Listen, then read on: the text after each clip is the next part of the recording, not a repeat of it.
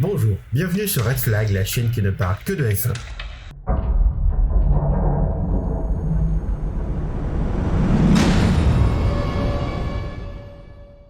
Aujourd'hui, on va aborder la saison 2023 et tenter de répondre à la question: Max Verstappen est-il d'ores et déjà champion du monde?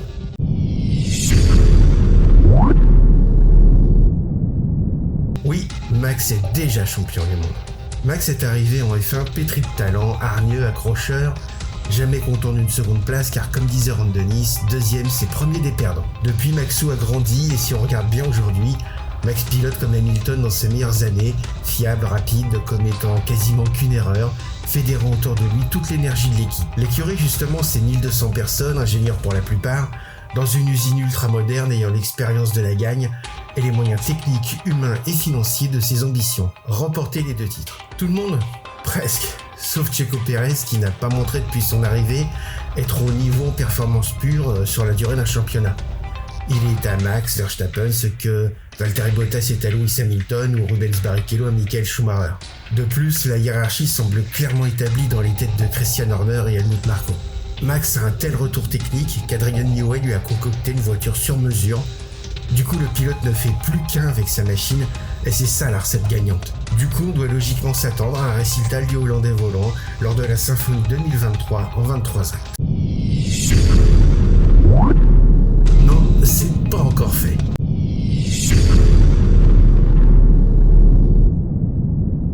En 3 courses, Mercedes mène déjà un Grand Prix avec 2 pilotes de même niveau, un Hamilton qui ne vieillit pas et un poil revanchard, et un Russell désireux de montrer au monde qu'il n'est pas là pour beurrer les tartines.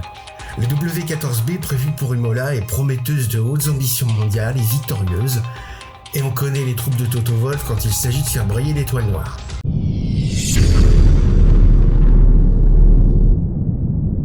Ferrari a les moyens de développer une monoplace durant la saison.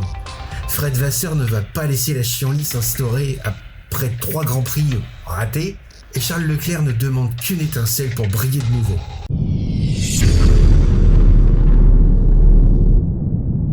Si Fernando Alonso prolonge son abonnement à la 3e place de chaque course, et que la RB19 continue de s'effriter du côté de la boîte de vitesse et de l'embrayage, on ne sait jamais, ça pourrait se révéler problématique niveau comptable en fin de saison. On a déjà vu des pilotes remporter un championnat avec une voiture inférieure mais plus fiable, comme Prost en 86, Senna en 91 ou Schumacher en 95.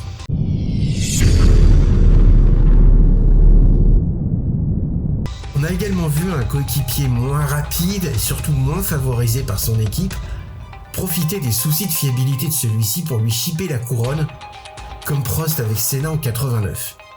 Checo El Mariachi Pérez a donc raison d'y croire. Sinon, autant rentrer au Mexique dès ce soir.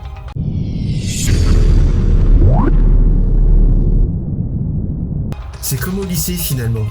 Un plan de dissertation classique avec un plan qui va de soi, thèse, antithèse, synthèse. Qu'on aime ou qu'on n'aime pas l'un ou l'autre des protagonistes, on peut s'appuyer sur des exemples passés et des faits, des situations du présent, afin d'étayer une thèse de succès pour l'un comme pour l'autre. Après, chacun sa part de subjectivité, selon son ressenti par rapport à son respect et son admiration vers chaque pilote. Donc on touille bien et on fait sa sauce. On pourrait dire aussi, Max, champion oui, mais pourquoi pas au dernier Grand Prix après un duel acharné? Vous en pensez quoi? Merci d'être resté jusqu'au bout, le débat reste ouvert. Tendez votre impérial pouce vers le ciel, abonnez-vous afin de vivre ensemble cette saison qui s'annonce passionnante. On se dit à bientôt pour de nouvelles aventures, et je vous laisse sur une citation d'Helmut Marko. La saison 2023, c'est 23 Grands Prix, et à la fin, c'est Max qui gagne.